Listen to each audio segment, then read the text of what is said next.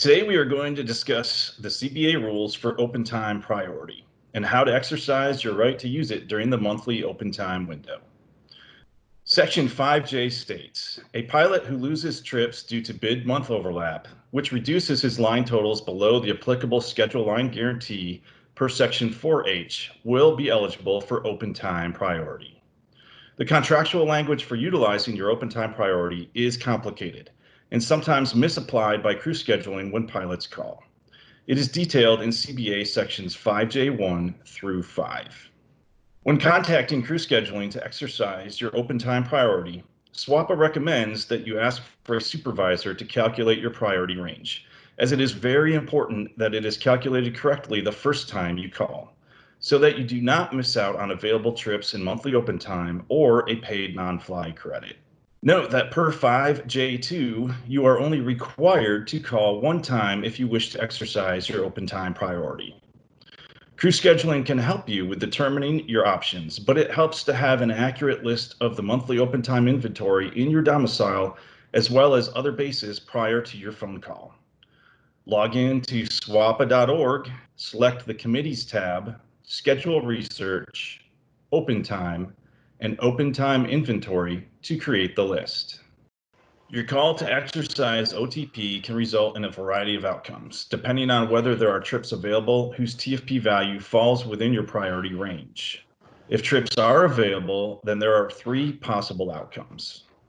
If trips are available, then you pick one or two trips whose combined TFP value falls within your priority range, which is taken from your domicile's monthly open time, or if insufficient trips exist in your domicile, then from another domicile's monthly open time, with deadheads at each end of the trip.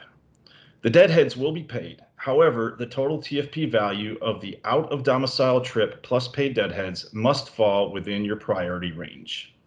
Note that per 5J2, you are only required to find one trip within your range. However, you have the option of choosing two.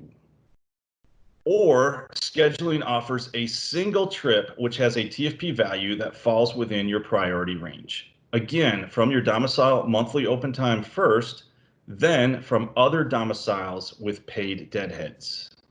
Or per 5J4, you may choose to decline a pairing offered by the company. By doing so, you forfeit the right to pay protection under the OTP rules. This is why we highly recommend that you have your list of available monthly open time trips handy prior to making the call to crew scheduling. If there are no trips in your domicile or out of domicile whose TFP value falls within your priority range, then the scheduler might suggest that you continue to check monthly open time for trips that fall within your priority range and call again if you find one. However, it is always your discretion. Remember that only one call is required to comply with OTP rules. With no trips in your range available, you have several more options. A single trip offered by crew scheduling that has a TFP value less than your open time priority range.